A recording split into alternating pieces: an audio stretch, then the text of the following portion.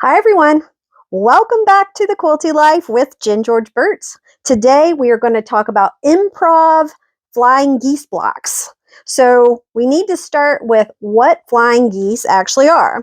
Here is a thing I printed out. This is a set of flying geese. There's 4 of them here, and they're all lined up. And you can see that they're perfectly pointy and you don't chop off your tops. And this is the traditional way to do them.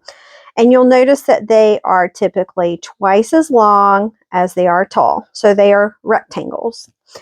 I want to show you this other thing I printed out. So you notice if you cut flying geese blocks in half, it's just 2 half square triangles. So let's take a look at this one that I made for you here. This is all done improvisationally. Notice that this is not perfectly perfect, and this is not twice as long as it is tall, and it's not even square. So this is the sort of thing we're going to be doing today. I also want to show you this example that I made, and these are sort of like flying geese blocks, but I have set them side by side, and you'll notice the points don't come all the way out to here. Some people, including Maria Shell, she likes to call these flying loons. So whenever they're tall and pointy like that. So flying geese, flying loons, whatever you want to call them, it's a triangle with a background on it. And typically when I'm referring to these, I'm going to call this a goose and I'm going to call this a background. So you'll hear me use that terminology. So there's lots of different ways that you can make these, and the traditional ways to do it all require lots of very precision cutting, or you cut them down after you finish making them so that they're exactly the right size. The cool thing about improv is that since we are going for a wonky look, we don't have to worry as much about the size of things, and we can just make them. And it's a lot more fun, in my opinion, to make these improv than it is to make them perfectly perfect in the traditional way. So I'm going to show you multiple different ways to do this. Some of them you might expect, and some of them you might not expect at all. So make sure you stay through the whole thing, because I'm going to show you lots of different ways that you can make these. All right, the first method I'm going to show you is using half square triangles. So like I already showed you, you can make 2 half square triangles and sew them together, and then you end up with a flying goose. So you could use the method that I showed you in the episode about half square triangles to sew on either side, but the way I prefer to do it, because it's a lot less fussy, is just to pile up 2 squares that are approximately the same size, cut them in half, and then sew 1/4 of an inch away from each side. Then I press those open, I'll have half square triangles. And now we have 2 half square triangles. So we can make a decision here. Do we want it to look like this and have this floral fabric as the goose, or you could turn it around and make it so the goose is this way. So let's do it this way. That sounds fun. Usually what I try to do is sort of get this line matched up with this. So I'm just sort of lining up the seam lines from before. It's not really necessary. It won't matter. If your point's not perfectly pointy, it's improv. It doesn't matter. So usually what I'm going to do here too is go ahead and trim that down like that. And then that way when I sew along the line, I don't have any extra hanging over. Okay, so I've sewn my 1/4 inch seam allowance, and there's a little dog ear there, so I'll cut that off just to get it out of the way. And then you could just press that like this, but this gets a little fat right here. So what I would probably suggest doing for this one is pressing that open right there. And there we go. We have a flying geese block with an orange goose and then the floral in the background. So as you know, I'm not too particular about sizes and such. So I just want to make sure that the edges are pretty straight. Now, one thing to notice here is if you cut this off less than 1/4 inch, you're definitely going to lose your point when you sew that onto something with a 1/4 inch seam allowance. So if you're worried about that and you don't want to lose that point, make sure you have at least 1/4 of an inch hanging off here off the side, right?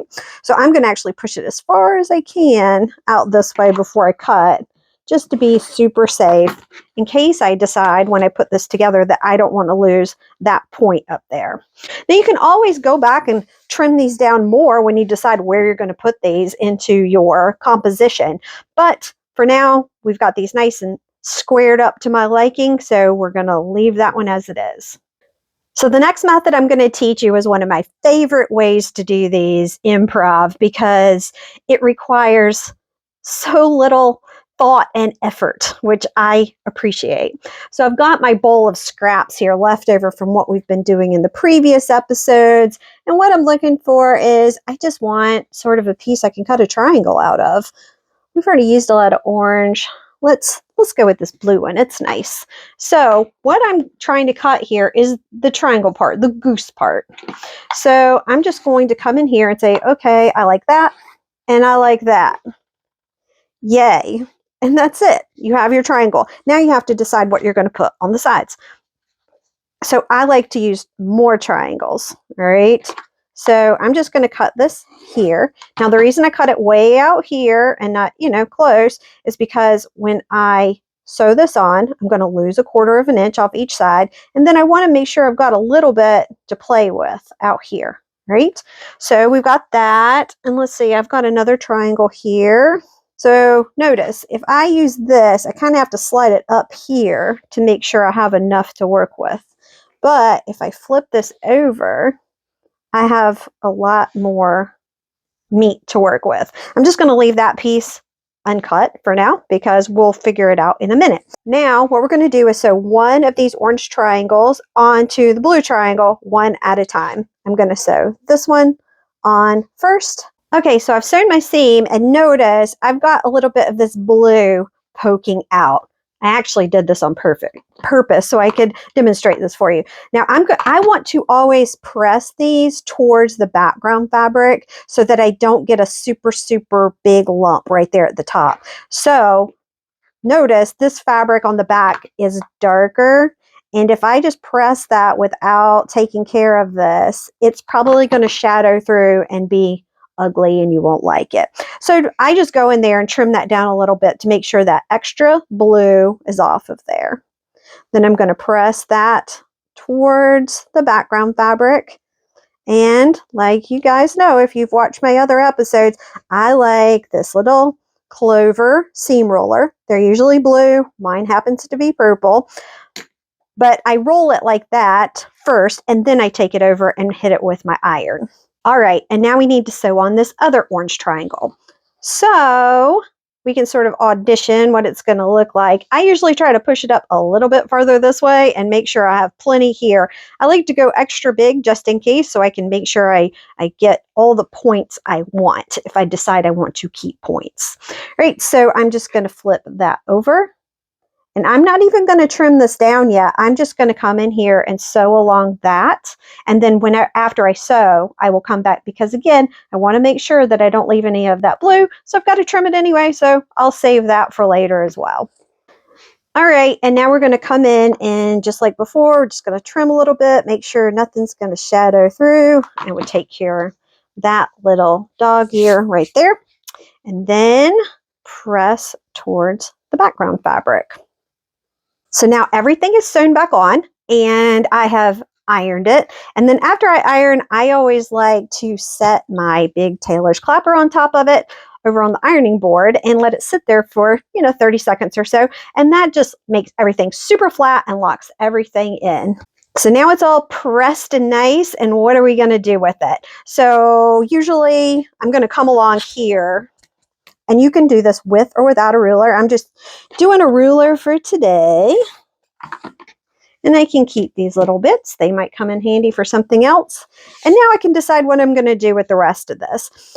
Usually what I'm going to do is come in here and say, I'm going to leave as much up here as possible. That way I can make decisions later. So if I've got room to leave it, I will. So I'm going to cut as little off as possible, but making a straight edge. But notice it wasn't actually parallel to this. That's fine. I just need something I could sew to if I wanted to. And these are already pretty straight. So it looks like I got a little squirrely, maybe a little curve there. So let's straighten that up a little. Here we go. That makes me happy. So I'll just keep it like this, and later on I might decide I'm going to cut this off, or, I can make decisions at a later point. Remember, when you're doing improv, don't commit too early. Save as much as you can on what you've got, and then cut things off later. So if I wanted to sew these two together like this, I'm like, well, maybe I want these points to line up perfectly. But if I had come in here and cut too much off here, I'd have to add something to that to make that work, right? So not cutting off too much too soon allows you to have more flexibility later when you get ready to do your final composition using the pieces that you've created improvisationally. And now we're going to do another one that is similar to this. I'm going to go ahead and use that same blue. I'm going to make this triangle a little longer and flatter and sort of off center. It's more like this one, but even a little shorter. So instead of using triangles, I am going to use long skinny strips. So let's see, let's find something in my pile over here that will work. These pinks are nice. All right, so usually what I do is I line this up and I think, okay, if I were to put this right here, and then I'm looking at this, how far out does that go? Now, if I put it down here, notice when I sew this on, I'm not going to have very much left over here. So depending on how much background fabric you want to have left when you're done sewing, make sure you slide this down. This is where it's important. Up here is less important. You can actually go here and it will be even with that, right? So I am going to cut here for this piece. This is not making me happy because this is too short. I'm not going to have much left. So what I end up doing is I turn it this way instead. And I say, okay, that's great. And I usually will do just like that. I give a lot of overlap up here. That's not actually necessary to have that much, but I like more to play with later on. So as before, I'm going to make sure I think, okay, how far out does that need to go? So I have enough to play with. Yeah, that's good. So I'm going to go just like this. That gives me a strip, and then I say, okay, and then I'm going to cut it off sort of here. All right, so I'm going to sew this piece on, press it open, and then sew this piece on, just like you'd expect. Okay, so I've sewn my strips onto the side. Now we would need to make some decisions about how we're going to cut this down. As usual, I would probably begin by going here. And now I'm looking at this and I'm saying, oh gosh, what is going to happen when I cut this off up here? If I try to cut this here, then obviously I can cut here, but what's going to happen here? Oh no, what have I done? Well, if that makes you unhappy and you would like to come out, you can either slide this down farther, right? So then you could come all the way here, but that's going to leave you not a 1/4 of an inch. So you're going to lose your tip here. So you could make a decision. Do I want to lose this tip or do I want to lose that tip? The other thing that you could do is you could say, I'm just going to add another piece of fabric. And so you could add another strip onto this, and then that makes it big enough so you can come as far out as you want to. And that's actually what I'm going to do. All right, we have fixed our problem. We added more fabric on here. Now, if you wanted them to still be all the same, you could have just added another piece of pink on here, obviously. But I just was going for a little extra maximizing, which is, my preference. So I'm going to line that up. And of course, you could always cut without a ruler. And now I say, okay, I'm going to keep as much up here as I can. Now I can come in here and I can say, okay, that looks good. And that looks good. I like that. And there we go. So this is a very non-traditional looking flying geese block, but it's really fun. All right, the next one I'm going to show you is a little bit magic, and it will make 4 flying geese blocks at the same time.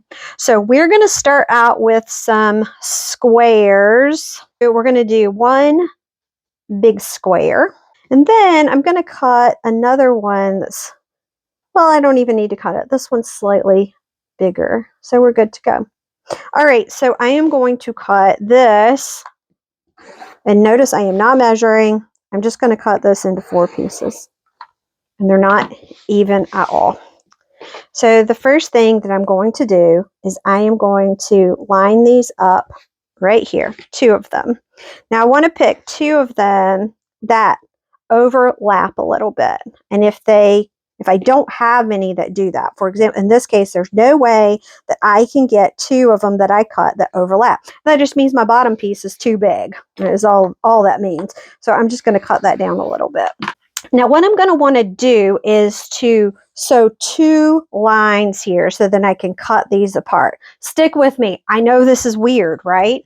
But I'm not going to get overly fussy. I have these 2. These are called Hera markers, and they don't actually mark anything. They just kind of make a line that you can see. It makes a crease. This is the traditional one that a lot of people have. I actually prefer this little tiny one. It's easier to hold in your hand, and I think I get a better line with it. So all you do is you just kind of press down. I'm pressing harder than I would. I'm going slower than I normally would, just so you can see what I'm doing. But basically, when I press down across there, you'll see when I move it, it makes a nice little crease. So I'm going to take this over to my sewing machine, and I'm going to sew 1/4 of an inch away on that side and 1/4 of an inch away on that side. All right, so I've sewn my 2 seams, and now I'm going to come back with my ruler, or you could do this freehand, and cut on your line in the middle. And you'll see I didn't I didn't stay perfectly 1/4 of an inch, but as long as you got enough hanging in there, you'll be all right. Now what you need to do is, see, this is kind of too skinny. I'm not loving this because, you know, I love improv and I love how loosey-goosey it is, but I always want to make sure that I'm doing good patchwork, and this is not making me happy. This seam could pop later when you're doing other things. So what I'm probably going to do right now is go back and sew again along this line and make sure that I have a good 1/4 inch seam allowance. I'm not going to pick that out. I'm just going to sew a second line, and then when I fold this back, no one will know any different. This one is a little better, so let's just work with that one, and then I'll fix the other one later. So we're going to press towards the little triangles. All right, and now since we started out with a piece that wasn't perfectly square, we've got this thing that looks a little crazy, but we are gonna roll with it. All right, so the next thing that we need to do is to put another one right here, and it needs to be kind of centered and longer than it is there. All right, so what I'm going to do is I'm going to draw another line here, and instead of going corner to corner, which I still could do, I'm actually going to go corner down to here. All right, and I'm going to mark it again with my Hera marker. And then I'm going to sew 1/4 inch to either side of that line, and I would do it with the other piece as well. And now we've got this crazy looking thing. So we are going to cut it again on the Hera marker line that we put on there. Now we have 2, and look what happens when we press that open. It's like magic. We have a flying goose block and another one over here. And then we would obviously have 2 more from the piece that I need to fix that seam allowance on. Now notice these are really wonky looking, so you're going to need to figure out what you're going to do with them. If you cut this along here, you're going to have weird angles here. These can get really strange looking depending on how square the pieces are to start with. If you start with more perfect squares, you have less wonk to deal with here. I like the wonky, so I just let it ride, and you saw how I do it. So trim them down to however you like at this point and make them look pretty. Okay, and the very last method I'm going to show you is another one of those sort of magic ways. So this method makes 4 flying geese blocks just like the last method did. So you need 2 kind of big-ish squares or rectangles of fabric. So let's try to find another one in here. That's good. You need one that's slightly bigger than the other.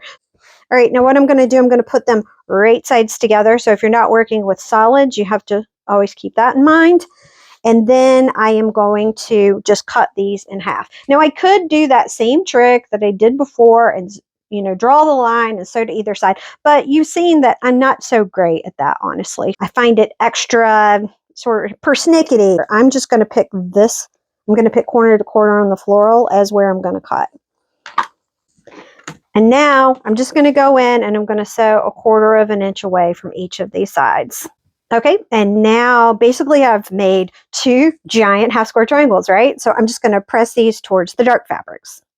And now that they're pressed, we're going to pile them up right sides together, but we're going to reverse them like this. So you make sure that you have, the floral touching the orange on this side and floral touching the orange on that side. Now to figure out how to line them up, you want to have, you'll notice there's a gap here between where that seam line is and where this seam line is.